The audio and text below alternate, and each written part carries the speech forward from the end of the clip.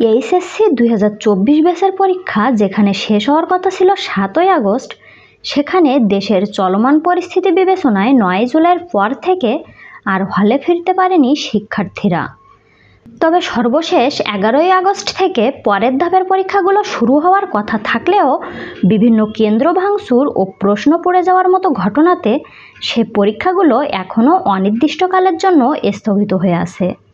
বুধবার 7ই আগস্ট এক বিজ্ঞপ্তির মাধ্যমে বিষয়টি নিশ্চিত করেছে শিক্ষা মন্ত্রণালয়। সরকারি মাধ্যমিক শাখা 2-এর উপসচিব স্বাক্ষরিত এক বিজ্ঞপ্তিতে এ তথ্য নিশ্চিত করা হয়। মূলত আবশ্যিক সাধারণ বিষয়গুলো পরীক্ষা শেষ হয় 9 জুলাই।